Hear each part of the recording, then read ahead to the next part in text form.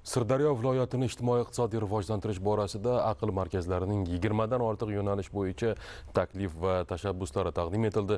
Bunda asosiy e'tibor har bir hududning raqobat ustunliklaridan kelib chiqib, ilmiy yondashuv asosida aniq o'sish nuqtalarini belgilash va mavjud imkoniyatlarni yuqori qo'shilgan qiymatga aylantirishga qaratildi.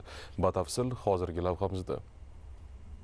Muloqotda respublikadagi 21 ta aql markazi, ilmiy tadqiqot muassasalari vakillari ishtirok etib, bunda 20 dan ortiq yo'nalish bo'yicha tuman va shaharlar kesimida hududlarning mavjud salohiyatidan kelib chiqib, aniq tashabbuslar taqdim qilindi. Ya'ni har bir hududning resurs bazasi, ishlab chiqarish salohiyati, mavjud infratuzilmasi, mehnat resurslari, investitsiyaviy jozibadorligi va raqobat ustunliklari taqdimotlar orqali ko'rsatib berildi. Bu esa viloyatni rivojlantirishda bir xil yondashuvdan voz kechib, har bir tuman va shaharning o'ziga xos imkoniyatlariga tayangan holda aniq o'sish nuqtalarini belgilash imkonini beradi. Muloqot davomida innovatsion texnologiyalarni joriy etish, yuqori texnologik ishlab chiqarishlarni mahalliylashtirish va viloyat korxonalarining ichki hamda tashqi bozorlarda raqobatbardoshligini oshirishga qaratilgan yondashuvlar ko'rib chiqildi.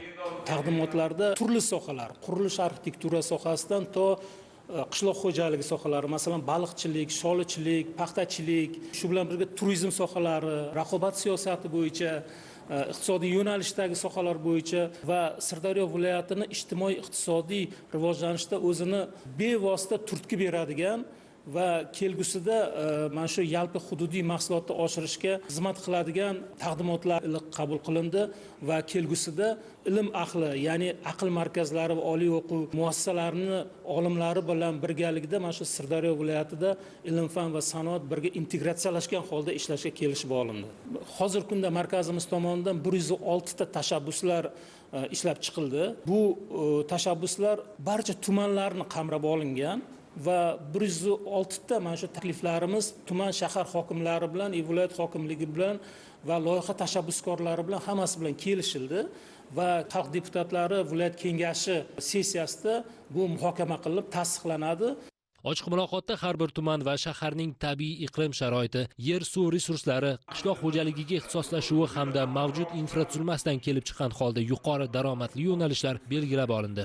Sholichilik sohasida bugun Sirdaryo viloyati 20 mingdan ortiq maydonda sholi ekiladi. Bir xil chuqurlik, bir xil me'yorda ekiladigan ekish me'yorlarini belgilaydigan siyilkalar bor. Don ekish moslamalari, ya'ni o'sha moslamalarda ekadigan bo'lsak, bu yerda biz suv tejash maqsadida, demak, don ekish siyilkalarda ekish hisobiga bizda 25-30% gacha suv tejaymiz.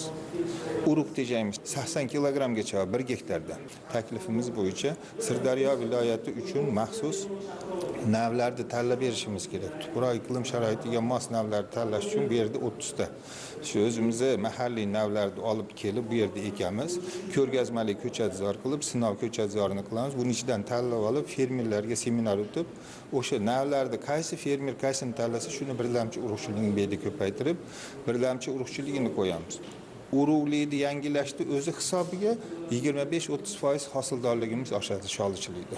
Hududlarni kompleks rivojlantirishda fazoviy hududiy strategiyalarni ishlab chiqish ham dolzarb ahamiyat kasb etadi. Bunda ishlab chiqarish, transport, muhandislik, kommunikatsiya va ijtimoiy infratuzilma obyektlarini o'zaro bog'liq holda joylashtirish, iqtisodiy faollik markazlarini shakllantirish hudud rivojlanishini ta'minlaydi. Bu taqdimotda davlatimiz rahbari bergan mahallalarni rivojlantirish, ularni master rejasini ishlab chiqarish bo'yicha aniq vazifalar bergan edilar.